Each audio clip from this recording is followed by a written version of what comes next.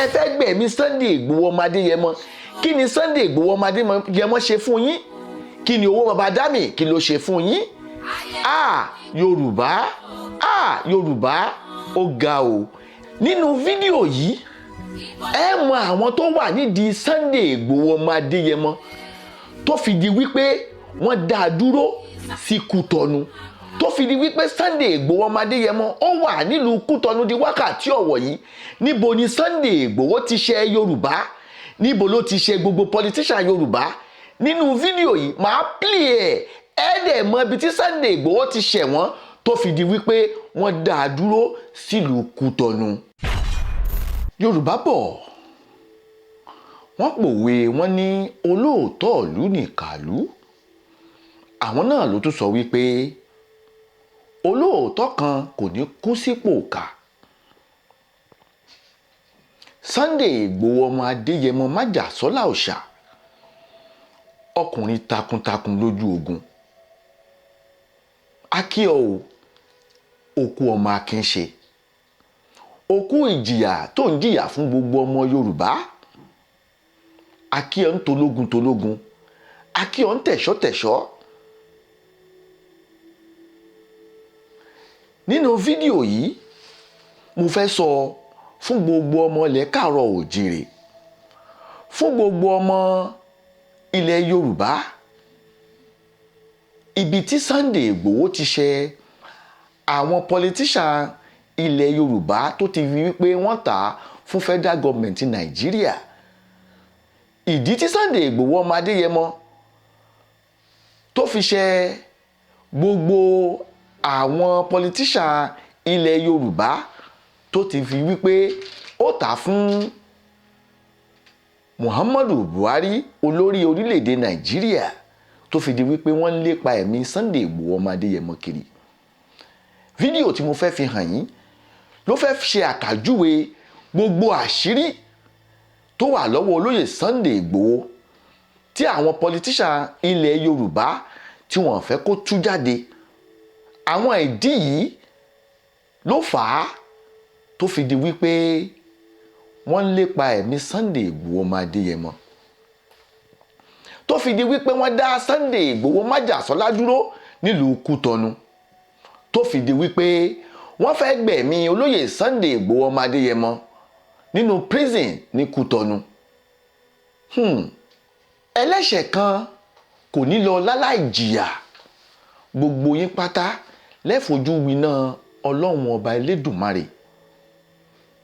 Gbogbo yín pátá tẹ́ẹ̀ta Sunday Igboho ọmọ Adéyẹmọ fún federal government Nàìjíríà. Gbogbo yín pátá lẹ́ẹ̀ní lọ láláì jìyà lọ́wọ́ ọba Láwùrábí. Fídíò tí mo fẹ́ fi hàn yín, ẹ wá wo ibi tí Sunday Igboho ọmọ Adéyẹmọ tó ti ṣe gbogbo politician Yorùbá tó ti fi rí pé wọ́n tà á fún ìjọba Muhammadu Buhari. Fídíò yìí ni mo fẹ́ fi hàn yín, ẹ farabalẹ̀ kẹ́ wo ibi tí Sunday Igboho ti ṣẹ̀ wọ́n. Orí ẹ̀ ó burú, ó rò pé gbogbo nǹkan tí mò ń bá yín fa ẹ̀rù mò ń bá yín ṣeré.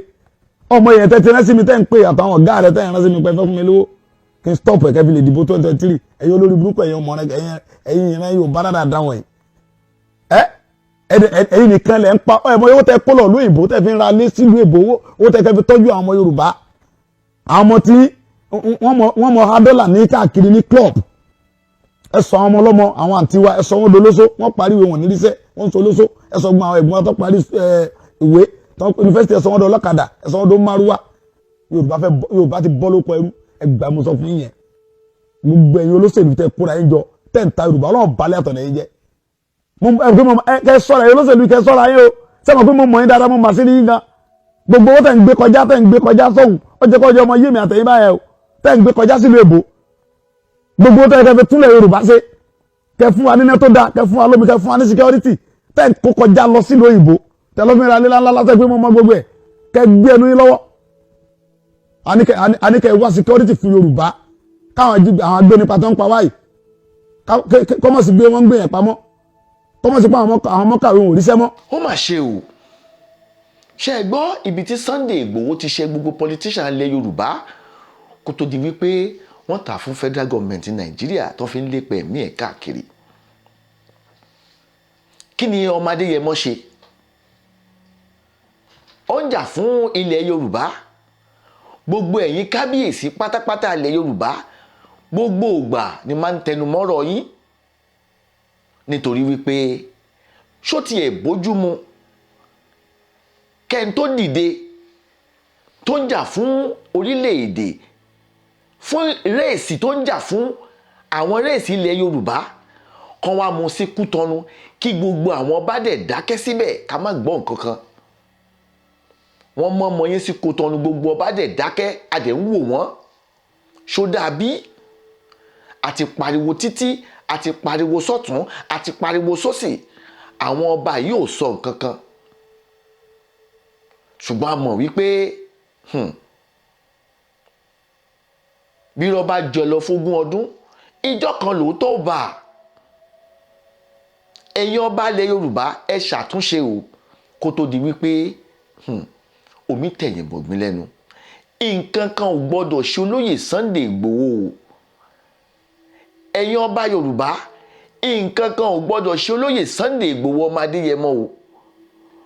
Mo sì tún tẹnu mọ́ ẹ̀yin ọba ilẹ̀ Yorùbá, ọba ilẹ̀ Káàárọ̀ Oòjíire, olóyè Sunday Igboho ò gbọ́dọ̀ sí Kútọnu o, nítorí wípé tá a bá ní ká wò abẹ́ ìjọba Nàìjíríà ní Benin Republic wà.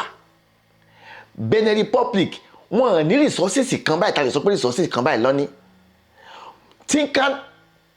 Ibi tó ti ń gba ọkọ̀ tí wọ́n bá sẹ́ndì ọkọ̀ láti ìlú òyìnbó, ibi tán pè ní tínkà wọn ní Kútọnu, Yorùbá gangan ló ń control gbogbo bẹ̀.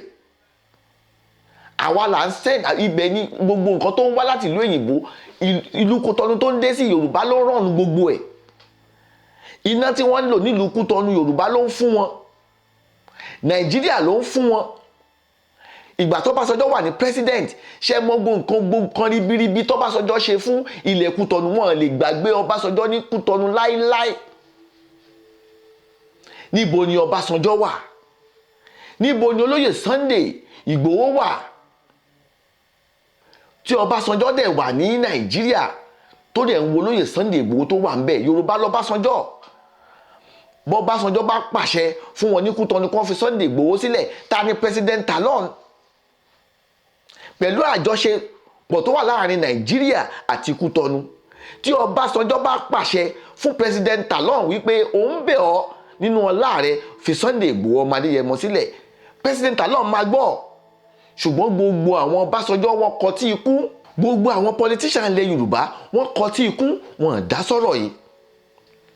Kẹ́ lè mọ̀ wípé ìjọba Nàìjíríà ó mọ̀ sí bọ́n ṣe mú olóyè Sunday Igboho ọmọ Adéyẹmọ sí Kútọnu, ó mọ̀ sí o. Tí ẹ bá ní kò mọ̀ sí iná tó jìnnà sóòótọ́ ni. Ẹ wo nǹkan tó ń ṣẹlẹ̀ ní Guinea Conakry. Nígbà tí àwọn ológun gba ìjọba, àwọn ECOWAS wọ́n bẹ̀rẹ̀ sí wọ́n fún ìjọba ológun yẹn, wọ́n fún wọn ní pressure wípé kán gbé ìjọba padà fún àwọn democracy. Bọ̀ ìgbà tí president tó wà ń bẹ̀ tẹ́lẹ̀tẹ́lẹ̀ kó tó di pé wọ́n gba ìkólógún gbàjọba tó ń change constitution, tó ń ṣe gbogbo nǹkan tó wù nílùú, tí gbogbo ìlú ò tẹ́ wọn lọ́rùn, tí poverty wà nínú ìlú, àwọn ECOWAS ò dá sí. Kẹ́ lè bá mọ̀ wípé gbogbo àwọn president Africa pátápátá ló mọ̀ sí nǹkan tó ṣẹlẹ̀ ní Nàìjíríà. Bí Sunday Igboho ṣe wà ní Kútọnu, president Muhammadu Buhari ó mọ̀ sí. Buhari àti president Talon wọ́n ti jọ sọ̀rọ̀ pọ̀. Ọ̀rọ̀ pé ẹ̀sìn wà ń bẹ ò sí, kí president Talon kó jẹ́ kìrìsìtẹ́nì àbí kó jẹ́ muslim, kẹ́ fi àwọn Ọlọ́run bẹ̀ láti àárọ̀ títí dalẹ́, kò lè gbọ́. A ti rí pé kò lè gbọ́ torí pé a ti fi Ọlọ́run bẹ̀.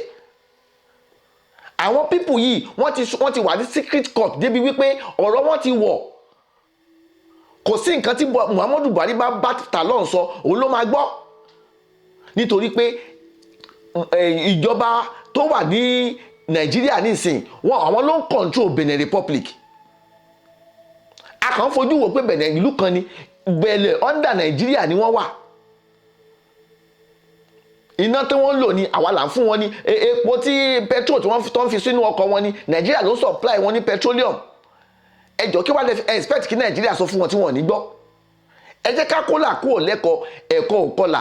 Ìjọba Buhari ó mọ̀ bí olóyè Sunday Igboho bó ṣe wà ní Kútọ́nù, ó mọ̀ sí 100% ni, nítorí pé wọ́n jọ ń ṣe meeting pọ̀ ni, wọ́n jọ wà ní ECOWAS pọ̀ ni. Kò sí gbogbo tí ìjọba Buhari ṣe ní Nàìjíríà tí gbogbo other African country ò mọ̀ sí, because they are birds of the same feather.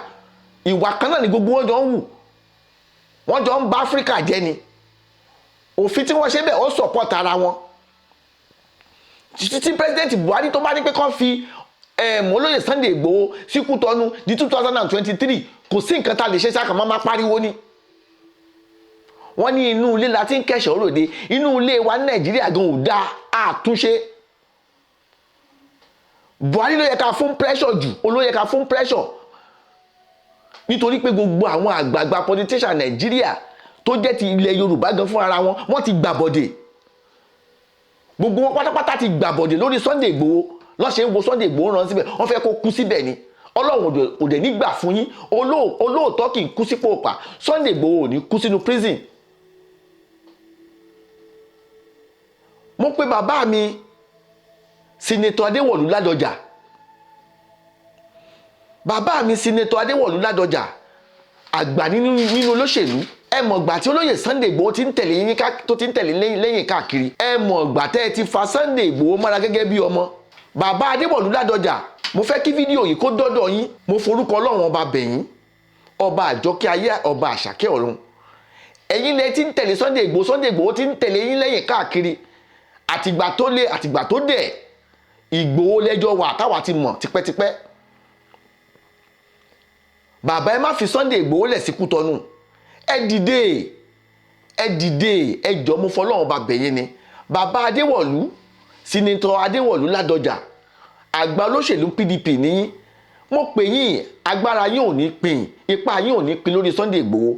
Ẹ bá mi dìde, ẹ bá mi tẹ gbogbo pọ́tì tó bá yẹ kẹ́ ẹ tẹ̀. Àwa Yorùbá la rán yín níṣẹ́, iṣẹ́ yìí ò dẹ̀ ní bu yín lọ́wọ́. Ẹ dìde, nítorí pé yèyé ọmọ ní gbọmọ, ìrùkẹ̀rẹ̀ ní gbọmọ Ọ̀rúnbìlà. Ẹ gba Sunday Igboho, ẹ dìde bó bá yẹ kẹ́ ẹ lọ, tó bá yẹ kẹ́ ẹ lọ l'Àbújá, ẹ bá wa press button yẹn kí wọ́n lè fi Sunday Igboho lẹ̀ kó máa lọ láyà àtàlàáfíà, kó lọ gba ìtọ́jú tó bá yẹ kó gbà nílùú Jámánì.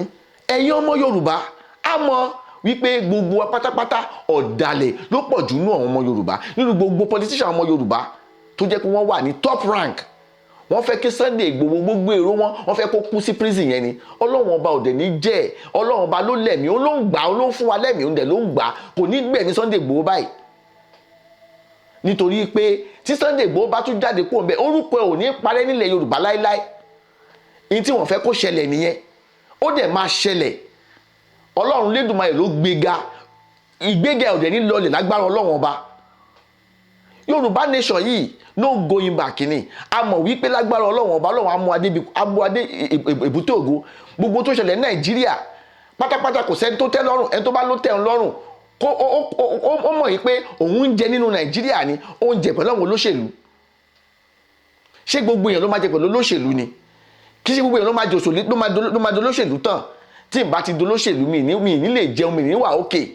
It's not necessary. Àríbáwọn ìlú mi ṣe ń ṣe. Dandan kọ́ ni pé kéèyàn ṣe òṣèlú kó tó di pé oró ń jẹjẹ. Yorùbá nation là ń tẹnu mọ́, and no going back ni. Lágbára Ọlọ́run ọba, Yorùbá nation shall surely stand one day. Yorùbá nation no going back. Yorùbá nation no going back. Now.